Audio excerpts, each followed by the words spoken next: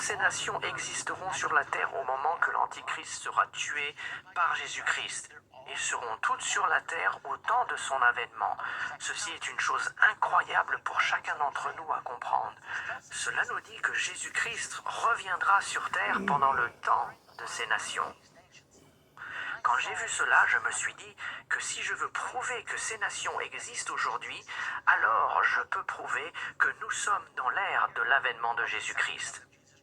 Je ne peux pas vous donner une date exacte, mais je peux vous démontrer que nous sommes dans cette période.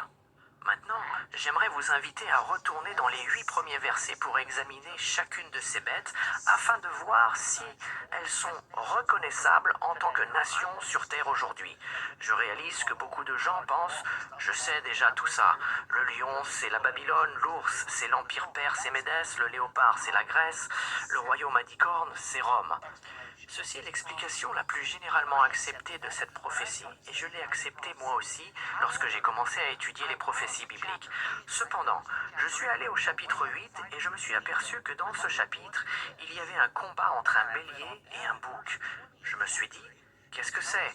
J'ai continué à lire dans le verset 20 du chapitre 8, il nous est dit, qui est le bélier et qui est le bouc? Il dit, le bélier que tu as vu et qui avait des cornes, ce sont les rois de Médès et de Perse, et le bouc, c'est le roi de la Grèce. Quand j'ai vu cela, je me suis dit, attends une minute, tout le monde me dit que c'est l'ours qui représente l'empire perse-Médès et que le léopard est la Grèce. Mais ici, dans la Bible, il nous est dit que le bélier est l'empire perse et Médès et que le bouc est la Grèce. Dieu a-t-il changé d'avis entre le chapitre 7 et le chapitre 8? Ou est-ce que quelque chose nous échappe? Et en plus, n'oublions pas, toutes ces nations doivent être sur la terre à l'heure de son avènement. Est-ce que Babylone est toujours là? Est-ce que l'Empire perse et Médès est toujours là? Est-ce que la Grèce est toujours là? Est-ce que Rome est toujours là? Bien, la réponse est oui pour certaines questions, et la réponse est non pour d'autres. Le royaume de Babylone n'existe plus, le royaume perse et Médès n'existe plus.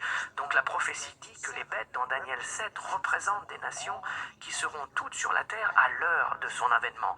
Regardons donc chacune d'entre elles. Daniel chapitre 7, verset 4. La première bête était semblable à un lion et avait des ailes d'aigle.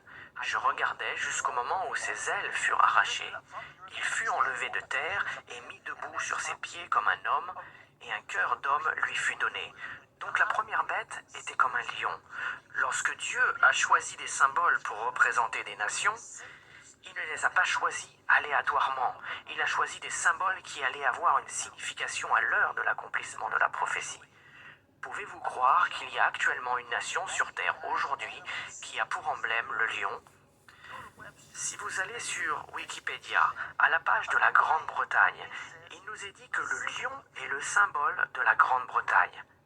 Je me souviens avoir été à Londres, à Trafalgar Square, qui est le centre de Londres, et avoir vu ces énormes lions regardant au nord, au sud, à l'est et à l'ouest. Et puis partout dans Londres, j'ai vu le lion, car à ce moment-là, je savais que le lion était l'emblème de la Grande-Bretagne. Alors Dieu est en train de nous dire que la Grande-Bretagne va être l'une des nations qui seront sur Terre à l'heure de son avènement. Regardons la prochaine bête, au verset 5. Et voici, une deuxième bête était semblable à un ours, et se tenait sur un côté. Il avait 3 côtes dans la gueule entre les dents, et on lui disait « Lève-toi, mange beaucoup de chair ». Savez-vous qu'il y a aujourd'hui une grande nation qui a l'ours pour emblème? La plupart d'entre vous, vous m'avez déjà devancé car cet emblème est bien connu. Nous savons que la Russie a l'ours pour emblème. Je n'oublierai jamais quand j'ai vu le magazine Time du 21 mai 1984 et là, en couverture, il y avait un énorme ours avec ses inscriptions. Agitation olympique, pourquoi les soviétiques ont dit niet? Ce qui s'est passé, c'est que les États-Unis ont boycotté les JO en 1980, alors que les soviétiques ont décidé de se venger en boycottant à leur tour les JO de 1984. Le magazine Time voulait annoncer que les soviétiques allaient boycotter les Olympiques. Alors ils ont imprimé cette couverture pour leur magazine. Pensez à combien ce fait est surnaturel. Pouvez-vous imaginer le rédacteur en chef de Time Magazine appeler ses graphistes et leur dire « J'aimerais que vous me créiez une couverture, car une image